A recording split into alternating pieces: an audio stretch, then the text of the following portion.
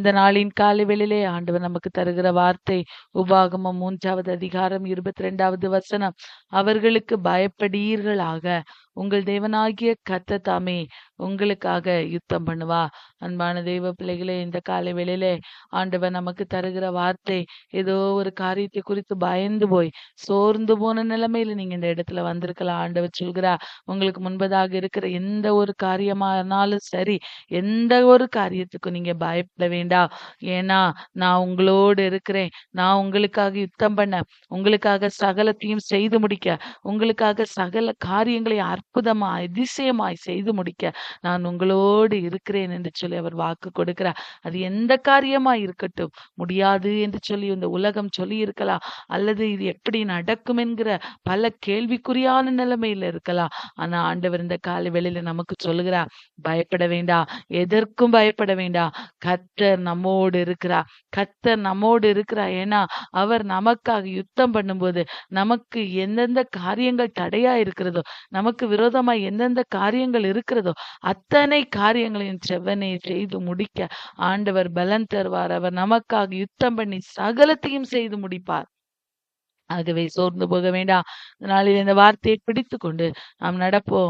ஆண்டவர் பெரிய காரியங்களை நம்முடைய வாழ்விலே செய்வார். பிரியமானவர்களே, இந்த உபாகமத்தின் புஸ்தகம் 3வது அதிகாரத்திலே நாம் பார்க்கும்போது, நாம் ஏற்கனவே நேற்று தினத்திலே பார்த்தோம். அங்கே ஆண்டவர் இஸ்ரவேல் ஜனங்களை அநேக விதங்களிலே அற்புதமாய் நடத்தினார். ஒவ்வொரு சூழ்நிலைமையிலும் அதிகமாய் அவர்களை நடத்தினார் என்று சொல்லி பார்த்தோம். எஸ்போனின் ராஜாவாகிய சீகோனை அவர்களுக்கு ஆண்டவர் ஒப்பு கொடுத்தார். அடுத்து பாருங்க, அவர்களுடைய கையில ஒப்பு கொடுத்தா. அடுத்து பாருங்க, அவங்க வழி நடக்கிற போது எப்படி நடக்கணும், எப்படிப்பா எல்லா காரியங்களையும் செய்யணும்னு சொல்லி ஆண்டவர் அவர்களை வழி நடத்தி வந்தார். அவர்களோடு இருந்தார். அவ்வளவும் அவர்களுக்காக ஆண்டவரே நின்று செய்து கொடுத்தார். ஆகவேதான் வார்த்தை சொல்லுது, ஆண்டவர் உங்களுக்காக யுத்தம் பண்ணுவார். நீங்கள் எதை குறித்தும் கவலைப்பட வேண்டிய அவசியமே இல்லை என்று. அடுத்து பாருங்க, பாசானின் ராஜாவாகிய ஓக் என்பவன் அவர்களுக்கு விரோதமாய் எழும்பின போது, அந்த ஓகையும் அவர்களுடைய கைகளிலே ஆண்டவர் ஒப்பு கொடுத்தார். ஒப்பு கொடுத்து அங்கே அவர்களுக்கு ஒரு ஜெயமுள்ள ஒரு காரியத்தை ஆண்டவர் கட்டளையிடுகிறதை பார்க்கிறோம். பிரியமானவர்களே, அப்பொழுதுதான் ஆண்டவர் சொல்லுகிறார், அன்பானவர்களே, மோசே எல்லா காரியங்களையும் இப்படி இந்த எஸ்போனின் ராஜாவாகிய அந்த சீகோனை முறியடித்த அந்த இடங்களை அவர்களுக்காக சொந்தமாக்கி கொள்ளுகிறார். பாசானின் ராஜாவாகிய ஓக்கை முறியடித்து அந்த இடத்தை சொந்தமாக்கி கொள்ளுகிறார். அந்த இடங்கள் எல்லாம் எல்லாருக்கும் சொந்த பங்காக பங்கிட்டு கொடுக்கிறார். பங்கிட்டு கொடுத்து விட்டு யோசுவாவை பார்த்து சொல்கிறார், உங்கள் தேவனாகிய கர்த்தர் அந்த 2 ராஜாக்களுக்கும் செய்தவைகள் எல்லாம் உன்னுடைய கண்கள் கண்டதல்லவா? நீ போய் சேரும் எல்லா ராஜ்யங்களுக்கும் கர்த்தர் அப்படியே செய்வா. ஏன்னா ஆண்டவர் மோசேயை பார்த்து சொல்லியிருந்தா, நீ கானானுக்குள்ளே பிரவேசிப்பதில்லை, நான் அதை உனக்கு காணும்படி செய்வேன் என்று சொல்லியிருந்தா. ஆகவே யோசுவாவை பார்த்து சொல்லுகிறா, நீங்க அங்க கானான் தேசத்திலே போய் சுதந்தரித்து, நீ இங்க என்னென்னலாம் அந்த ராஜாக்களுக்கு செய்தாயோ, அதே போல அங்க இருக்கிற ராஜாக்களுக்கும் செய்து, அங்க இருக்கிற எல்லா பகுதிகளையும் நீ சுதந்தரித்துக் கொள்வாய் என்று சொல்லி அங்கே சொல்லுகிறார். சொல்லிட்டு சொல்றாரு, நீ பயப்படாத, எதற்கும் பயப்படாத யோசுவா, நீ எதற்கும் பயப்படாத, உன் தேவனாகிய கர்த்தர் உன்னோடு இருக்கிறார். உனக்காக அவர் யுத்தம் பண்ணுவா, இஸ்ரவேலருக்காக யுத்தம் பண்ணுவா, உனக்காக அவர் உனக்கு முன்பதாக கடந்து சென்று கொண்டிருக்கிறார் என்று சொல்லி அவர் சொல்லுகிறதை பார்க்கிறோம். உடனே அங்கே பாருங்க, அப்படி சொல்லிட்டு மோசே சொல்றாரு ஆண்டவரை பார்த்து, ஆண்டவரே, நீர் உமது அடியேனுக்கு உமது மகத்துவத்தையும் உமது வல்லமையுள்ள கரத்தையும் காண்பிக்க தொடங்கினீ.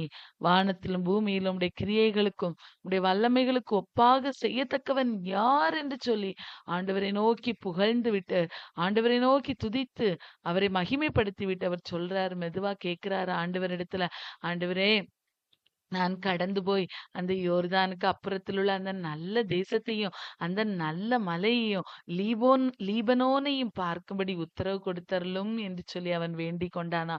அன்பான தெய்வ பிள்ளைகளே, மோசே எவ்வளவு பெரிய தெய்வ மனிதர் பாருங்க. எத்தனை ஜனங்களை வனாந்திர பாதையில நடத்தின ஒரு தெய்வ மனிதர். அவருக்கு அவருக்கு அவருக்கு ஆண்டவர் கானானை கானானை போய் பார்க்கும்படியாய் அதுல போய் அவர் அந்த தேசத்தை போய் பார்க்கும்படியாய் ஆண்டவர் உத்தரவு கொடுக்கவில்லை. பிரியமானவர்களே, அவர் கேட்கிற ஆண்டவரிடத்துல ஒரு விண்ணப்பம் வைக்கிற, ஆண்டவரே உமக்கு சித்தமானா நான் அந்த யோர்தானை கடந்து போய் பாருங்க. அவர் சொல்வார், அவரு ஆண்டவரிடத்துல விண்ணப்பம் பண்ணிட்டு ஆண்ட மோசே இதுல ஒரு இடத்துல பாருங்க, ஆண்டவரிடத்துல கேட்பாரு, ஆண்டவரே இந்த யோர்தானை நான் கடந்து அந்த கானானை போய் பார்க்கும்படி எனக்கு உத்தரவு செய்திருங்கப்பா. அங்க இருக்கிற மலையை நான் பார்க்கணும், லீபனோனையும் பார்க்கணும். இவ்வளவு நாளா நான் அந்த ஜனங்களை வழிநடத்தி வருகிறேனே ஆண்டவரே, 40 வருஷ காலம் ஆகியாச்சு. இனிமே இது 38 வருஷமா நான் நடத்திட்டு வர்றேன். இன்னும் ஒரு 2 வருஷத்துல இவங்க கானானை போய் சுதந்தரிப்பார்கள். அதை நான் பார்க்கும்படி எனக்கு ஒரு உத்தரவு தந்துருங்க ஆண்டவரேன்னு கேட்கிறாரு. ஆனா உடனே ஆண்டவருக்கு கோபம் வருகிறது.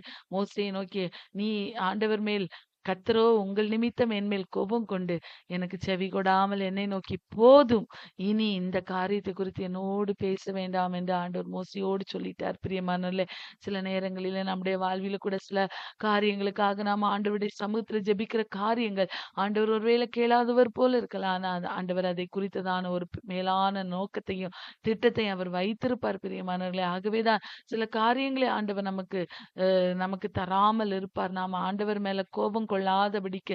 அங்க பாருங்க, மோசே பாருங்க, இவ்வளவு பெரிய தேவ மனிதன் 40 வருஷம் அங்க அங்க இஸ்ரவேல் அந்த எகிப்துல இருந்து அந்த பார்வோன் இடத்துல இருந்து அந்த ஜனங்களை பிரித்தெடுத்துட்டு வந்து எத்தனை எத்தனை எவ்வளவு கஷ்டங்கள் எவ்வளவு பாடுகள் மத்தியில அந்த ஜனங்களை நடத்தினார். பிரியமானவர்களே, அவருக்கு ஒரு ஆசை இருக்காதா என்ன?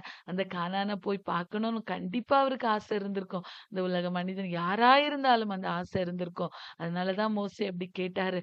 ஆனா ஆண்டவர் சொல்லிட்டாரு, இனி இந்த காரியத்தை குறித்து என்னோடு பேச வேண்டாம் என்று திட்டமும் தெளிவுமாக மோசே நோக்கி சொல்லிட்டாரு. பிரியமானவர்களே, அங்கே பார்க்கும்போது ஆண்டவர் சொல்றார், நீ பிஸ்காவின் கொடுமுடியில ஏறி உன் கண்களை மேற்குல வடக்குல தெற்குல கிழக்குல ஏறெடுத்து உன் கண்களினால் அதை பார், இந்த யோர்தானை நீ கடந்து போவதில்லை என்று ஆண்டவர் மறுபடியும் சொல்லிட்டாரு பாருங்க.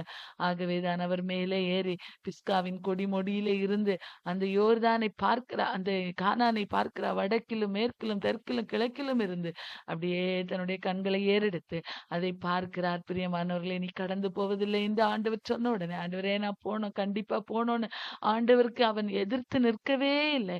ஆண்டவர் என் வாழ்வில் செய்கிற காரியங்கள் எல்லாமே நன்மைக்காகவே, அவர் ஏதோ ஒரு காரியத்துக்காக என்னை அங்க அழைத்து செல்லல, ஆனா என்னை அதை பார்க்கும்படியாகவாவது உத்தரவு கொடுத்திருக்கிறாரே என்று சொல்லி அவன் தன்னுடைய இருதயத்தை திடப்படுத்துகிறார். மறுபடியும் ஆண்டவர் சொல்றாரு, நீ அங்கே போவதில்லை அல்லவா, அந்த ஜனங்களை யோசுவா நடத்தி கொண்டு போவார். ஆகவே இந்த யோசுவாவை நீ ஆயத்தப்படுத்து, யோசுவாவை பலப்படுத்து என்று சொல்லி அங்கே ஆண்டவர் கட்டளை கொடுக்கிறார். பிரியமானவர்களே, இவ்வளவு பெரிய தலைவர் பாருங்க, இப்போ அவரால் போக முடியாதுன்னு சொன்னோன்ன தன்னோடு இருக்கிற அந்த யோசுவா என்கிற அந்த வாலிபனை அவர் பலப்படுத்துகிறார், திடப்படுத்துகிறார். எப்படி நான் சாதாரணமான ஒரு மனிதரால் இதெல்லாம் செய்ய முடியாது. பிரியமானவர்களே, மனதிலே எந்த ஒரு அவர் பூமியில் உள்ள சகல மனிதர்களும் சாந்த குணமுள்ளவர் என்று நாம் வேதத்துல வாசிக்கிறோமே. மோசே பாருங்க, அவர்கிட்ட எந்த ஒரு வெஞ்சன்ஸோ இதயத்துல எந்த ஒரு காரியமும் இல்லை. தன்னோடு இருந்த அந்த யோசுவாவை பலப்படுத்துகிறார். நீங்க எல்லாரும் இந்த யோர்தானை கடந்து போய் அந்த கானான் தேசத்தை காணும்படி நீங்க காணுவீர்கள். அப்பொழுது நீதான் அந்த தேசத்துல இருக்கிற எல்லா இடத்தையும் இந்த இஸ்ரவேல் ஜனங்களுக்கு நீ பங்கிட்டு கொடுக்கணும்னு சொல்லி அவனை பலப்படுத்தி திடப்படுத்துகிறதை பார்க்கிறோம். கர்த்தர் உங்களுக்காக யுத்தம் பண்ணுவா, அவர் உங்களுக்காக எல்லாவற்றையும் செய்வா.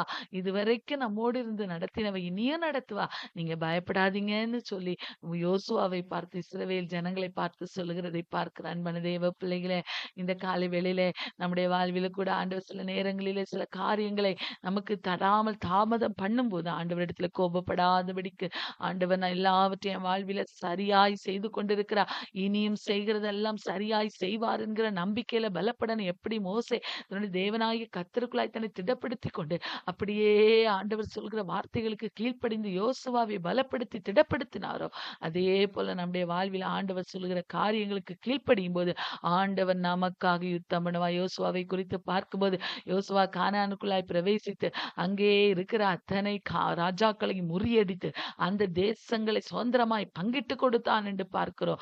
மோசையோடு இருந்தது போல நான் உன்னோடு இருப்பேன் என்று ஆண்டவர் அவனுக்கு வாக்கு கொடுத்தார். எவ்வளவு நல்ல தெய்வம்! அவனோடு இருந்து நடத்தினார் அல்லவா? மோசே அந்த ஆண்டவருடைய வார்த்தைக்கு செவி கொடுத்தனால யோசுவா என்கிற ஒரு பெரிய மனிதன் எழும்பினார். அந்த மனிதன் மூலமாய் பெரிய காரியங்களை ஆண்டவர் செய்தார். இந்த காலை வேளையில நாம ஆண்டுடைய வார்த்தைகளுக்கு செவி கொடுக்கும்போது நமக்காக கர்த்தர் யுத்தம் பண்ணுவார். நமக்காக கர்த்தர் சகலத்தையும் செய்து முடிப்பார். ஆகவே சோர்ந்து போக வேண்டாம். அந்த காலை வேளையில பயந்து போய் வந்திருக்கிறீர்களா? பயப்பட வேண்டாம். ஆண்டவர் நமக்காக யுத்தம் செய்வார். இந்த வார்த்தை இந்த நாளிலே அறிக்கை செய்வார். ஆண்டவர் பெரிய காரியங்களை நம்முடைய வாழ்விலே செய்வார்.